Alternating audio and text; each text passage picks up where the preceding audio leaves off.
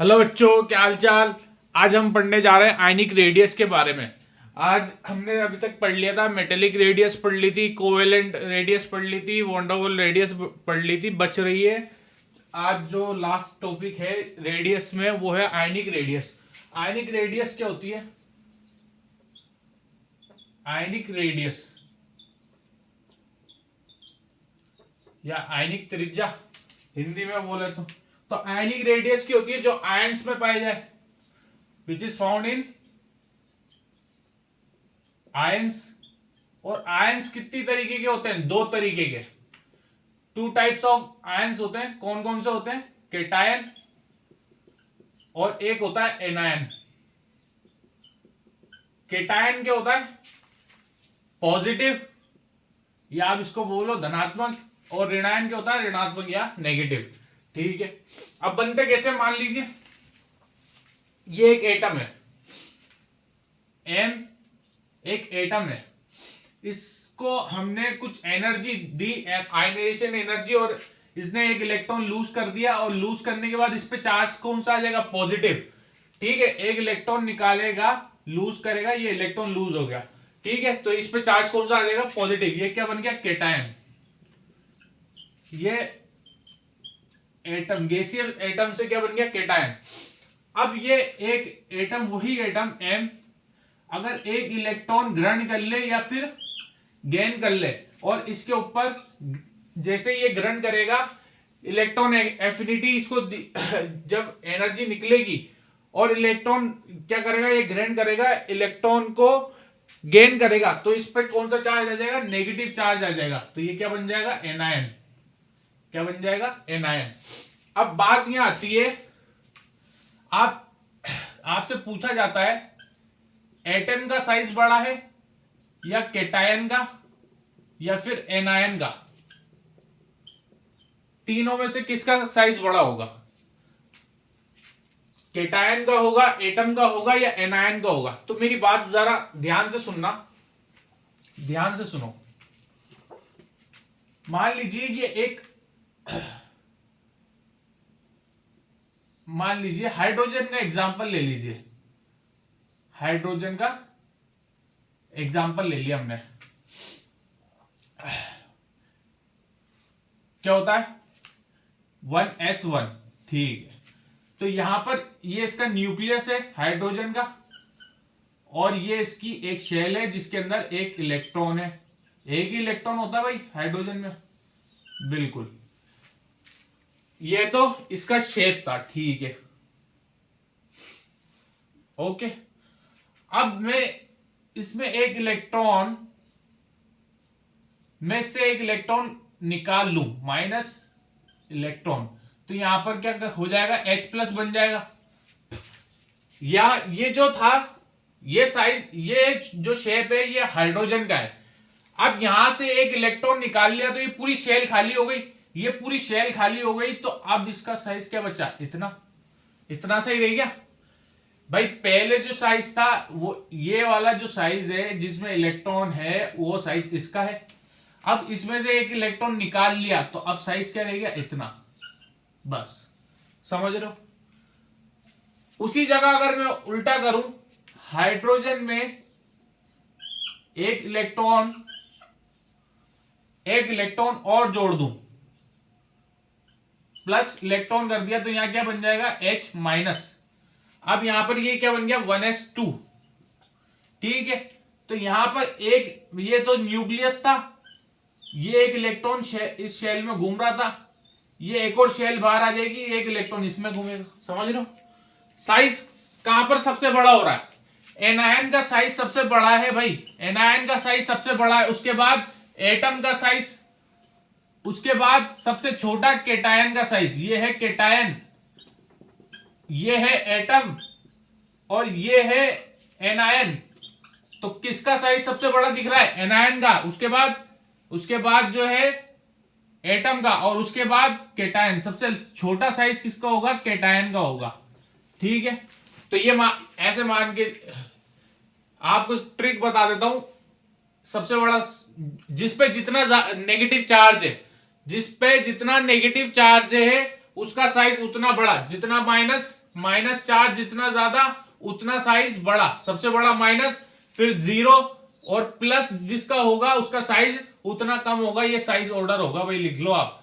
ये कॉपी में ऊपर जो उसका खाली माथा होता है कॉपी का, खाली जगह, वहां पर लिख लो माइनस जितना ज्यादा चार्ज होगा उतना बड़ा साइज होगा, और पॉजिटिव जितना ज्यादा होगा उतना छोटा साइज होगा। चलो क्वेश्चन लेते हैं।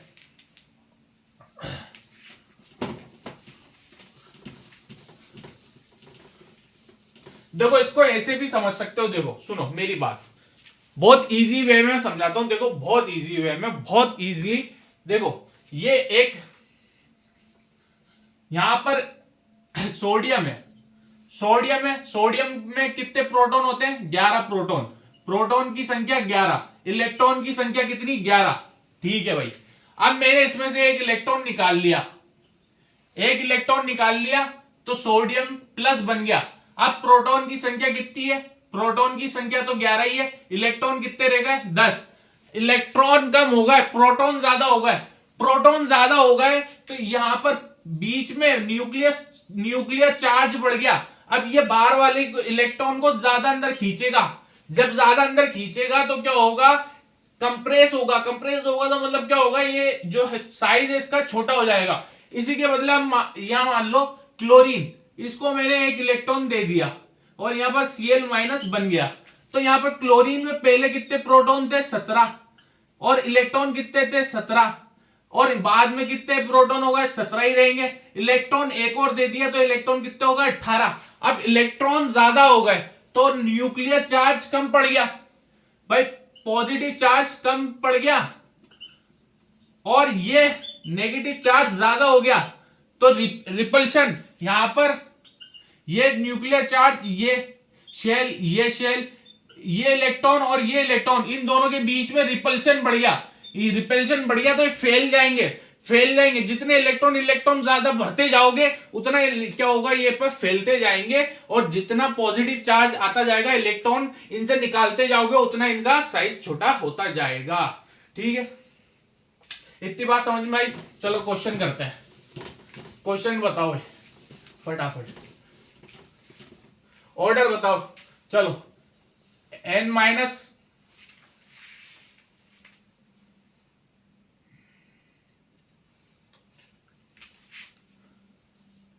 n-2, n-3। ठीक है, क्वेश्चन नंबर फर्स्ट, ऑर्डर बताओ किसका साइज सबसे बड़ा होगा, किसका छोटा होगा। Second question, H plus hydrogen और H माइनस। ठीक है, third question, O2 minus O और O माइनस। ठीक है, और फोर्थ क्वेश्चन जल्दी F और F माइनस। ठीक है, और ये बताओ Na और Na प्लस। ठीक है, और बताओ जल्दी बताओ।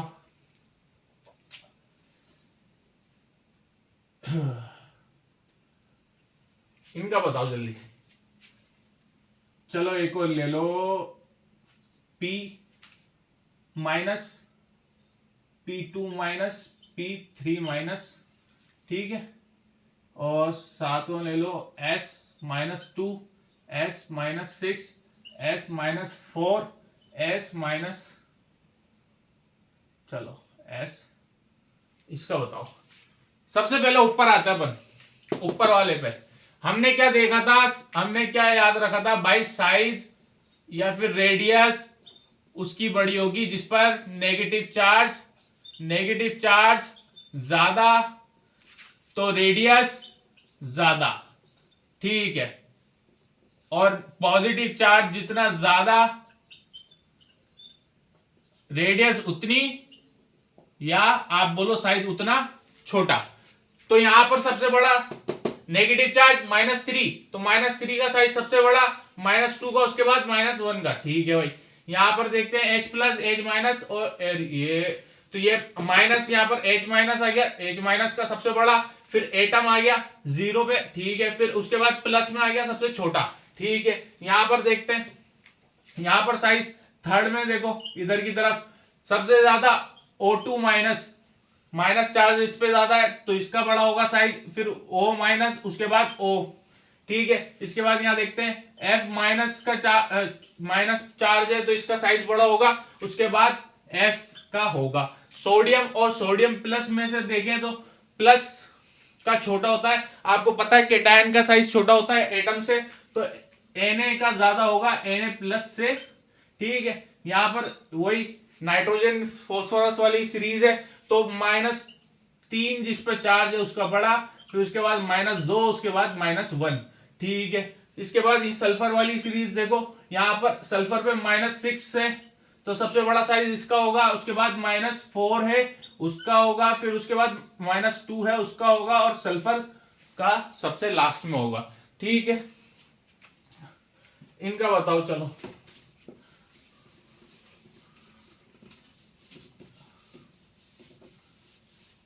चलो थोड़ा डी ब्लॉक का ले लेते हैं।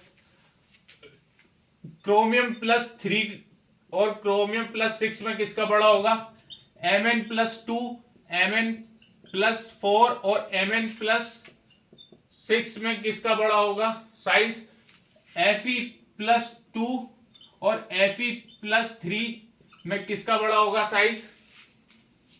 ठीक है, और चलो इनका बताओ भाई। क्रोमियम इस पे Cr+3 तो यहाँ +3 है और यहाँ पर +6 है, जितना ज्यादा पॉजिटिव चार्ज, यहां पर देखो जितना पॉजिटिव चार्ज रेडियस उतनी कम, तो +6 वाले की रेडियस कम होगी +3 वाले के मुकाबले। ठीक है, इधर आ जाओ मैग्नीज पे, +2 +4 +6, हमने देखा जितना पॉजिटिव चार्ज बढ़ता जाएगा रेडियस उतनी कम होती जाएगी, यानी +6 वाले की कम होगी +4 से, +4 वाले की कम होगी +2 से। इसी तरह हमने यहां पर देखा क्या था, पॉजिटिव चार्ज बढ़ेगा तो रेडियस घटेगी, तो यहां पर +2 से +3 में जा रहा है आयरन, तो यहां पर +2 वाले की ज्यादा होगी रेडियस या आयनिक रेडियस या फिर साइज इन कंपैरिजन Fe+3। ठीक है, अब इनका वेरिएशन देखते हैं। वेरिएशन भाई, वेरिएशन क्या देखना है अपन को? वेरिएशन में क्या देखना है? पीरियड्स, सबसे पहले पीरियड में देखेंगे, पीरियड में क्या वेरिएशन होगी। हाँ, पीरियड में लेफ्ट टू राइट जाने पर क्या हो रहा था? रेडियस डिक्रीज हो रही थी, सेम वही होगा, रेडियस डिक्रीज। ठीक है, पीरियड में लेफ्ट टू राइट जाने पर रेडियस डिक्रीज होगी। ठीक है, बट इंपॉर्टेंट बात क्या है? But charge will be same. Charge क्या होना चाहिए? सेम होना चाहिए। ठीक है, दूसरी बात हम देखेंगे ग्रुप में। ग्रुप में क्या कर रहे थे? अप टू डाउन ऊपर से नीचे जाने पर क्या हो रहा था? रेडियस इंक्रीज हो रही थी, या फिर आप बोलो साइज बढ़ रहा था अप टू डाउन जाने पर ग्रुप में। ठीक है भाई, ग्रुप में अप टू डाउन जाने पर रेडियस बढ़ रही थी, अब क्या हो रहा था? साइज बढ़ रहा था। एग्जांपल ले लेते हैं, मान लो H+, Li+, Na+ और K+, Rb+। अब बताओ इनका ऑर्डर। भाई अप टू डाउन जाने पर चार्ज सेम है, चार्ज क्या है? सेम है, तो सबसे बड़ा अप टू डाउन जाने पर क्या हो रहा है? साइज बढ़ रहा है, रेडियस बढ़ रही है, तो सबसे बड़ी रेडियस किसकी होगी? रुबिडियम प्लस की, फिर उसके बाद पोटेशियम की, उसके बाद सोडियम की, उसके बाद लिथियम की, उसके बाद हाइड्रोजन की। ठीक है, अब इसी तरह दूसरा वो ले लेते हैं ग्रुप, बेरिलियम+2, मैग्नीशियम +2, कैल्शियम +2 और स्ट्रोंशियम +2 और बेरियम +2। अब बताओ, चार्ज सेम है, अप टू डाउन जाने पर क्या हो रहा था? रेडियस या साइज बढ़ रहा था, तो बेरियम सबसे नीचे वाले की साइज बड़ा होगा, बेरियम का, स्ट्रोंशियम का उससे छोटा होगा, उससे ऊपर जाने पर कैल्शियम का और छोटा हो जाएगा, उससे और ऊपर जाने पर मैग्नीशियम का और छोटा हो जाएगा, और बेरिलियम का सबसे छोटा होगा क्योंकि वो सबसे ऊपर है ग्रुप में। ठीक है बच्चों, इतनी बात। अब क्वेश्चन जो आता है जेई और नीट में, जो मेन क्वेश्चन बनता है वो कहां से बनता है वो देखो, आ जाओ चलो उसकी बात करते हैं। ये सब तो जानते थे, बात करेंगे जेई और नीट की। जो क्वेश्चन बनता है जेई नीट में, क्वेश्चन बनता है आइसो इलेक्ट्रॉनिक स्पीशीज से। कहां से बनता है बच्चों? आइसो इलेक्ट्रॉनिक स्पीशीज से। आइसो इलेक्ट्रॉनिक स्पीशीज से। किससे बनता है? आइसो इलेक्ट्रॉनिक स्पीशीज से। आइसो इलेक्ट्रॉनिक स्पीशीज का मतलब इलेक्ट्रॉन सेम हो। इलेक्ट्रॉन सेम कैसे होंगे देखो, यहां पर देखते जाओ। N-3 O-2 F- और ये नियोन और ये सोडियम प्लस और ये Mg+2 और Al+3। ठीक है, अब यहां पर देखो नाइट्रोजन का एटॉमिक नंबर 7 और उस पर चार्ज कितना? -3, मतलब 7 और 3 10, मतलब टोटल इलेक्ट्रॉन कितने हो गए? 10। ठीक है, ऑक्सीजन का एटॉमिक नंबर 8, मतलब उसमें पहले से 8 इलेक्ट्रॉन थे, 2 माइनस का चार्ज आ गया, मतलब 2 इलेक्ट्रॉन और दे दिए, तो टोटल इलेक्ट्रॉन 10। फ्लोरीन का एटॉमिक नंबर 9, मतलब टोटल इलेक्ट्रॉन 9 थे पहले से, माइनस चार्ज आने का मतलब 1 इलेक्ट्रॉन और दे दिया, मतलब 9 और 1 10 इलेक्ट्रॉन हो गए। और नियोन का एटॉमिक नंबर 10, कोई चार्ज नहीं है, कोई पॉजिटिव ना कोई नेगेटिव, तो 10। सोडियम का एटॉमिक नंबर 11, तो इलेक्ट्रॉन पहले से 11 थे, प्लस चार्ज आने का मतलब 1 इलेक्ट्रॉन उससे निकाल लिया, 11 में से एक गया मतलब 10। ठीक है, मैग्नीशियम का एटॉमिक नंबर 12, मतलब इलेक्ट्रॉन कितने होंगे? 12। अब 2 इलेक्ट्रॉन निकालना चाह रहा हूं तो कितने बचेंगे? 10, और चार्ज क्या आएगा? +2, तो मैग्नीशियम पे चार्ज क्या आ गया? +2, और इलेक्ट्रॉन कितने बचे? 10। एल्यूमिनियम का एटॉमिक नंबर 13, मतलब इलेक्ट्रॉन कितने होंगे? 13 इलेक्ट्रॉन होंगे, 13 में से 3 निकाल लूंगा, कितने बचेंगे बच्चों? 10, और चार्ज क्या आ जाएगा? +3, ये 10। अब यहां पर देखो सब में इलेक्ट्रॉन कितने हैं? 10 10 10 10। ये होती है आइसो इलेक्ट्रॉनिक स्पीशीज। अब बताओ साइज।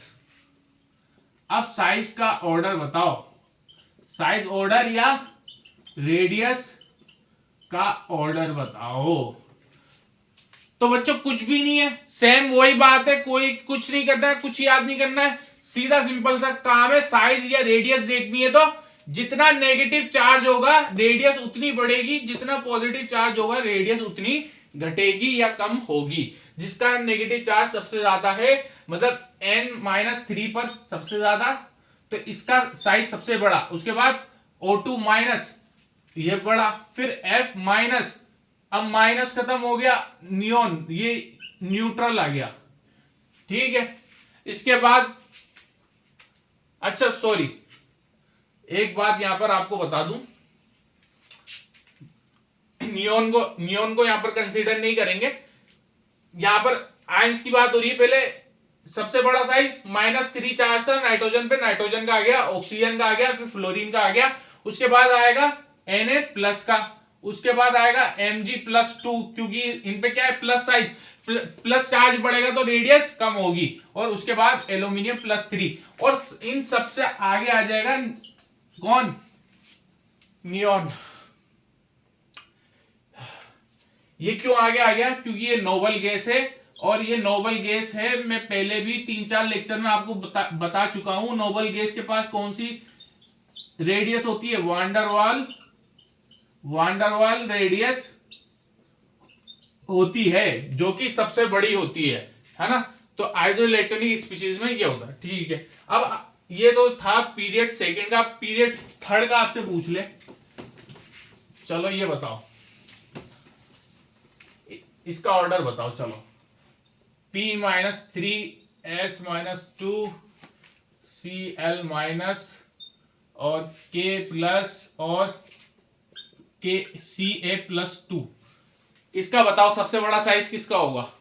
तो जो बताया है वही है साइज या रेडियस जो देखना आपको, नेगेटिव चार्ज जितना ज्यादा रेडियस उतनी ज्यादा, पॉजिटिव चार्ज जितना ज्यादा रेडियस उतनी कम। तो नेगेटिव चार्ज P-3 पे ज्यादा, उसका साइज बड़ा होगा, फिर S-2 का ज्यादा, फिर Cl- का ज्यादा, फिर पोटेशियम पे प्लस चार्ज आ गया, इसके कंपैरिजन में कैल्शियम पे +2 चार्ज है, तो जितना प्लस चार्ज ज्यादा होगा उसकी रेडियस कम होगी, इसलिए पोटेशियम का साइज कैल्शियम से बड़ा होगा।